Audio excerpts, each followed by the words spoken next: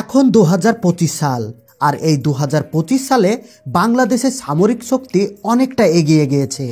আপনাদের মনে হয়তো প্রশ্ন আসে, বাংলাদেশের কমান্ডোরা সেরা নাকি ভারতের কমান্ডোরা সেরা? বাংলাদেশের কমান্ডো ট্রেনিং এবং ভারতের কমান্ডো ট্রেনিং আলাদা হয়ে থাকে। আর আপনি হয়তো কমান্ডোদের ট্রেনিং দেখেননি। দুই দেশের কমান্ডোদের যে কঠোর ট্রেনিং দেওয়া হয়, সেগুলো দেখার পর রীতিরকম আপনার গায়ের লোম খাড়া হয়ে যাবে। বলা হয়ে থাকে, ভারতের কমান্ডোদের তুলনায় বাংলাদেশের কমান্ডোরা অনেক সাহসী হয়ে থাকে। এবং আমি কিন্তু এটা এমনি এমনি বলছি না, জাতিসংঘের শান্তিরক্ষা মিশনে রেকর্ড ঘাটলে দেখা যাবে বাংলাদেশের সৈন্যরা কত সাহসী হয়ে থাকে। তাহলে বাংলাদেশ এবং ভারতের মধ্যে এই তুমুল কম্পিটিশন দেখতে হলে ভিডিওর শেষ পর্যন্ত সঙ্গে থাকুন। আর যে সমস্ত বন্ধুরা আমাদের চ্যানেলে নতুন আছেন, তারা অবশ্যই চ্যানেলকে সাবস্ক্রাইব করে পাশের অল নোটিফিকেশন বেল আইকনটি অন করে দিন।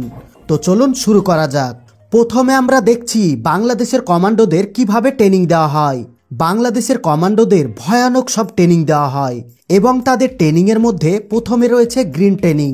আসলে এই গ্রিন ট্রেনিং অনেক ভয়ঙ্কর হয়ে থাকে। বাংলাদেশের সৈন্যদের যত ট্রেনিং দেওয়া হয়, তার মধ্যে সবচেয়ে কঠিন ট্রেনিং হচ্ছে এটি। এই ট্রেনিংয়ে সর্বোচ্চ কষ্ট দেওয়া হয়। এর কারণ হচ্ছে, যদি কখনো একজন সৈনিক শত্রুপক্ষের কাছে ধরা পড়ে যায়, তাহলে যেন কোনোভাবেই নিজের নাম এবং অপারেশনের উদ্দেশ্য শত্রুপক্ষকে না বলে। শত্রুরা ওই সৈনিককে যতই কষ্ট দেখ না কেন, তার মুখ থেকে একটি কথাও বের হবে না। আর এটা এই ট্রেনিংয়ের কারণেই। তবে দুঃখজনক বিষয় হচ্ছে, এই ধরনের ভিডিও সোশ্যাল মিডিয়াতে আপলোড করে বলা হয় যে সৈনিকদের উপর অত্যাচার করা হচ্ছে, কিন্তু আসলে এগুলো সৈনিকদের উপর অত্যাচার নয়। এই সকল অপপ্রচার সোশ্যাল মিডিয়াতে দেখে অনেক যুবক বাংলাদেশ আর্মিতে যোগদান করতে চায় না।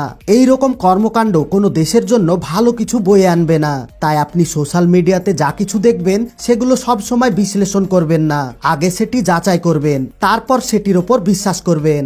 এবার বাংলাদেশের আর্মির প্যারা কমান্ডোদের ট্রেনিং দেওয়া হয়। বাংলাদেশ সেনাবাহিনী আরেকটি ভয়ানক ট্রেনিং এর নাম হচ্ছে প্যারা কমান্ডো ট্রেনিং। বুকে প্রচুর সাহস এবং শক্তি না থাকলে এই ট্রেনিং আপনি কোনোভাবে সম্পূর্ণ করতে পারবেন না। দেশের বিভিন্ন জরুরি পরিস্থিতিতে এই প্যারা কমান্ডো ট্রেনিং নিয়োজিত থাকে। এই প্যারা কমান্ডো ট্রেনিং এতটাই বিপজ্জনক হয়ে থাকে যে এই ট্রেনিং চলাকালীন অনেক সৈন্য মারা যায়। এই সকল প্যারা কমান্ডোদের ট্রেনিং 3 থেকে 6 মাস পর্যন্ত হয়ে থাকে। এই প্যারা কমান্ডো ট্রেনিং এর মধ্যে 10 ভাগের মধ্যে 1 ভাগ সৈন্যরা উত্তীর্ণ হতে পারে। এই প্যারা কমান্ডো ট্রেনিং এর প্রথম ধাপে সৈন্যদেরকে 30 কেজি ওজন সঙ্গে নিয়ে 6 থেকে 7 কিলোমিটার পথ পাড়ি দিতে হয়। এরপর সৈন্যদেরকে গ্রেনেড এবং বিভিন্ন অস্ত্র ভালো করে চালানোর প্রশিক্ষণ দেওয়া হয়। এরপর সৈন্যদেরকে ট্রেনিং দেওয়া হয় বাজে সমস্ত খাবার খাওয়ার জন্য।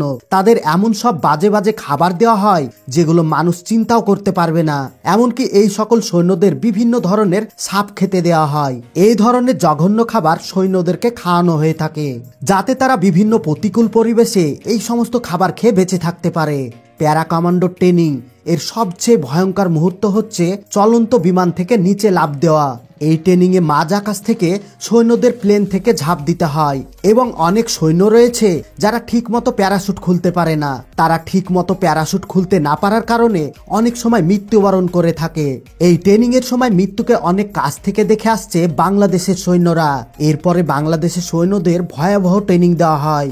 এই ট্রেনিং এ সৈন্যদের কাদার মধ্যে শুয়ে পড়ে ডিগবাজি দিতে দিতে সামনের দিকে এগোতে হয়। মূলত প্রতিকূল পরিবেশে টিকে থাকতে যুদ্ধ চালিয়ে যাওয়ার জন্য এই ধরনের ট্রেনিং দেওয়া হয়। এই সময় অনেক সৈন্য কাদা পানি খেয়ে মৃত্যুর কোলে ঢেলে পড়ে এবং সেই নোংরা কাদার মধ্যে ট্রেনিং করা কতটা কষ্টকর এবং ঝুঁকিপূর্ণ তা তো আমরা বাসায় বসে বুঝতে পারবো না। এরপরে বাংলাদেশে কমান্ডোদের ওয়াটার ট্রেনিং দেওয়া হয়। একজন সৈন্যকে পা বেঁধে পানির মধ্যে ফেলে দেওয়া হয় এবং হাত পা বাঁধা অবস্থায় সৈন্যদেরকে 15 থেকে 20 মিনিট পানির মধ্যে টিকে থাকতে হয়। আপনি হয়তো ট্রেনিং এর ভিডিও দেখে সহজ ভাবতে পারেন, আমাদের যদি হাত পা বেঁধে পানিতে ফেলে দেওয়া হয় তাহলে তো আমরা 30 সেকেন্ডও টিকতে পারবো না। এরপর বাংলাদেশি কমান্ডোদের জগিং ট্রেনিং দেওয়া হয়। এই ট্রেনিং এ সৈন্যদের গায়ে অনেকগুলো লতাপাতা বেঁধে দেওয়া হয় এবং তাদেরকে 10 থেকে 20 লেফট রাইট করানো হয়। অনেকক্ষণ ধরে লেফট রাইট করার কারণে সৈন্যদের গা হাত পায়ে ব্যথা হয়ে যায়। এই ট্রেনিং করার কারণে সৈন্যদের মধ্যে অনেক লতাপাতা ঢুকে যায়। এই সমস্ত কষ্টকর ট্রেনিং করার ফলে যে সমস্ত সৈন্যরা টিকে থাকতে পারে তারাই হতে পারে বাংলাদেশের কমান্ডো।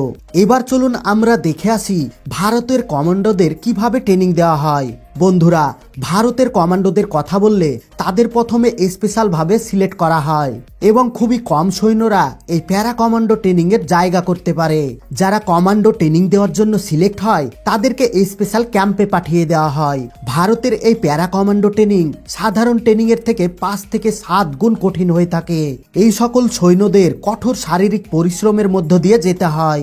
এই শারীরিক ট্রেনিং এতটাই কঠিন হয় যে আমরা দুঃস্বপ্নেও এই ট্রেনিং এর কথা ভাবতে পারবো না।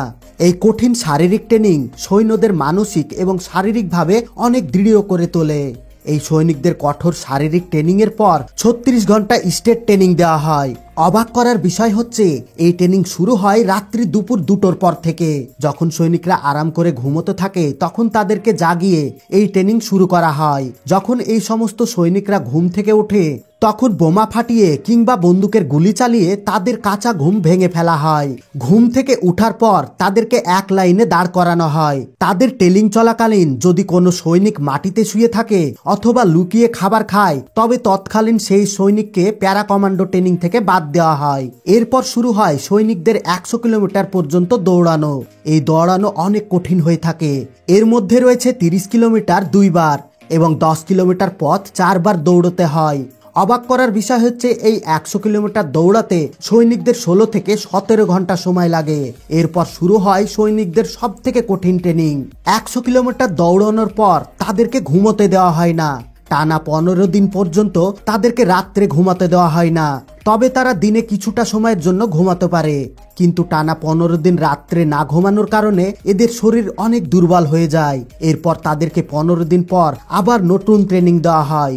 এই ট্রেনিংটি হচ্ছে তাদের বন্ধুদেরকে ঘাড়ে করে নিয়ে এক জায়গা থেকে অন্য জায়গায় নিয়ে যাওয়া। আসলে প্যারা কমান্ডাররা বিশ্বাস করে যে তারা যে কোনো পরিস্থিতিতে তাদের সঙ্গীদের শত্রুর হাতে তুলে দেবে না।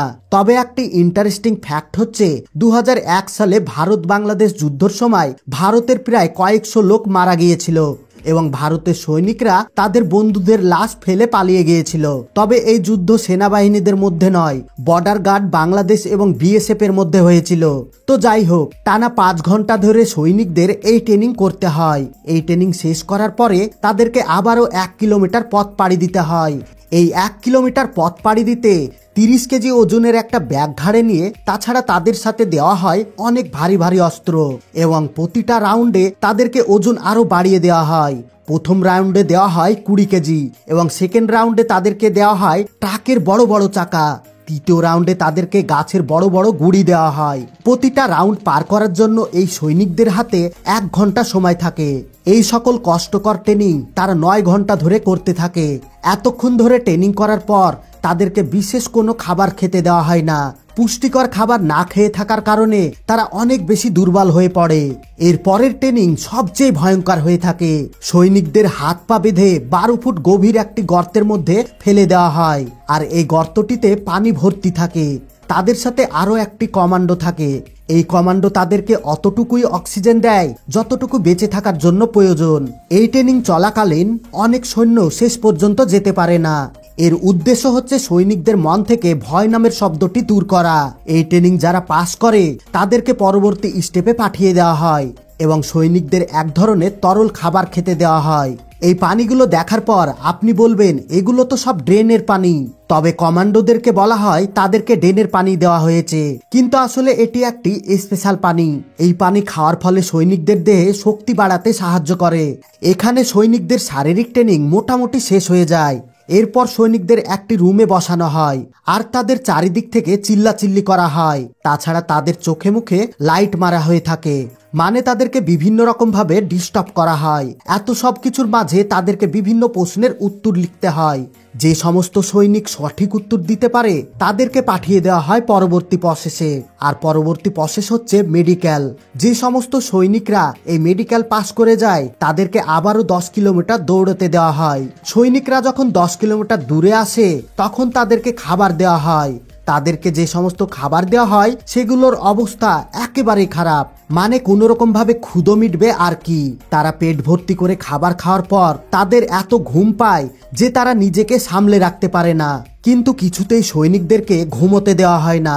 এরপর তাদের ট্রেনিং শেষ হয় আর যারা শেষ পর্যন্ত টিকে থাকে তারা হয়ে যায় ভারতের কমান্ডো। তো এতক্ষণ আপনি দেখতে পেলেন ভারতের কমান্ডো এবং বাংলাদেশের কমান্ডোদের কিভাবে ট্রেনিং দেওয়া হয়। তবে বন্ধুরা, আপনি কোন দেশের কমান্ডোদের পছন্দ করেন সেটি কমেন্ট বক্সে অবশ্যই কমেন্ট করে জানাবেন। আর আপনি বাংলাদেশকে ভালোবাসেন নাকি ভারতকে ভালোবাসেন অবশ্যই কমেন্টে জানাবেন। আর যদি আজকের ভিডিও ভালো লেগে থাকে তাহলে ভিডিওতে লাইক করে ভিডিওটি আপনাদের বন্ধু এবং ফ্যামিলির সঙ্গে শেয়ার করে দিবেন। আর আমাদের চ্যানেলটিকে সাবস্ক্রাইব করতে ভুলবেন না। ধন্যবাদ।